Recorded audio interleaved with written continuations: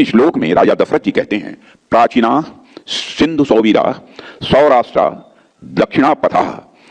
इस श्लोक से साफ हो जाता है कि सिंधु प्रदेश राजा दशरथ के राज्य का हिस्सा था। और इस श्लोक से यह भी साफ हो जाता है कि सिंधु प्रदेश राजा दशरथ जी के राज्य का हिस्सा था और सिंध वह क्षेत्र भी है जहां वेद ज्ञान सबसे पहले आया है।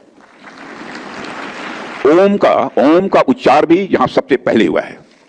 यही इसकी विशेषता है। भारत देश की सनातन संस्कृति में मैं जानता हूं कि हमारी सभ्यता की शुरुआत सप्त सिंधु के रूप में जानी जाती है। जहां मां गंगा को हमारी संस्कृति में सबसे पूज्य माना गया है, वही सिंधु नदी तो भारतीय अस्मिता की सबसे बड़ी प्रतीक मानी जाती है। और आप में से कई लोग इस बात को जानते होंगे कि दूसरे देशों में भारत की पहचान ही सिंधु नदी से की जाती है,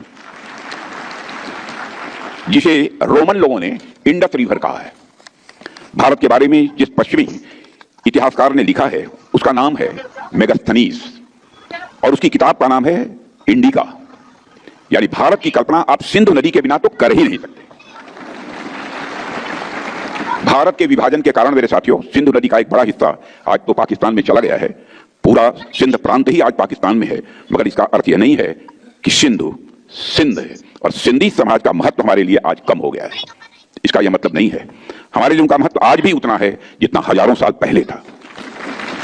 और यही कारण है कि साल 2005 में सुप्रीम कोर्ट ने हमारे राष्ट्रगान से सिंध शब्द निकालने की याचिका को खारिज करते हुए कहा था कि सिंध शब्द केवल एक भौगोलिक स्थान से जोड़कर नहीं देखा जाना चाहिए, क्योंकि यह शब्द भारत और सिंधी समाज की सांस्कृतिक पहचान से पूरी तरह जुड़ा हुआ है।